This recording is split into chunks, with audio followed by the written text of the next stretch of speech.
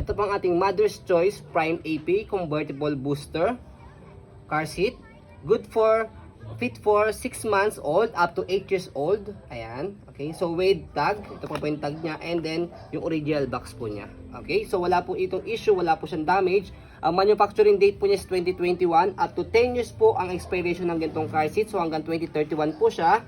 So pwede nyo pa rin po siyang magamit kahit expired po siya as long as hindi po siya nagamit sa accident or okay or good condition pa po ang kanyang materials. Okay? Bakit kasi merong expiration dahil sa material use po niya?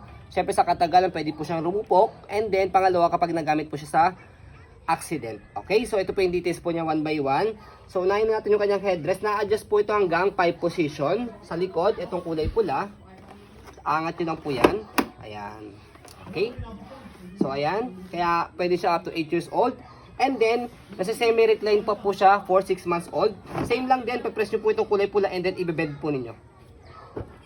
I-bend. So, naka-semi-recline po siya for 6 months old. Okay? So, sa pagbalik po sa kanya, tulak nyo lang po siyang ganyan. Nag-automatic lock yan. Okay? Next natin, yung harness niya, pwede po i-adjust newborn, toddler, kids. Depende po sa laki ng baby po ninyo. Kompleto po yan, harness pad, belt lock, wala po yung putol. Ayan. Okay?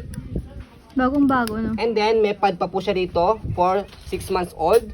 So, removable po ito. Kapag toddler na si baby, pwede nyo po itong tanggalin para maluwag na po siya dyan kapag ka nakaupo. Okay? Ang kinagandahan pa po sa kanya, meron siyang cup dito sa dalawang side. Ayan. May ant. So, pwede nyo po yan i-fold ng ganyan. Pwede nyo po siya ibalik ulit. Ayan. Okay? Sa pag-adjust po ng harness po nito, so, shoot nyo po yung daliri nyo rito. May makakapa po kayong metal. Atake nyo po ito. Ayan. Okay?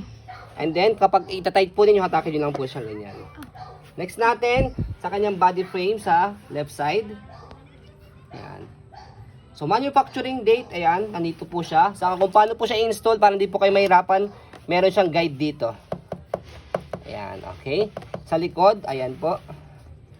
And then, sa kabilang side, ayan. For installation din, may nakalagay din yan. Siyempre po may isasend din po kami sa inyong video kung paano po siya, ayan, ilagay po sa car, sa sasakyan. Pero hindi po kayo mahirapan dahil meron na pong guide po dito. Forward Ayan. facing. Ayan, okay. Forward. So next natin, sa kabilang side ng body frame, ayan po siya. Okay. So yan. Okay, so kompleto po ito, wala po siyang issue, wala po siyang damage. Okay. So ayan.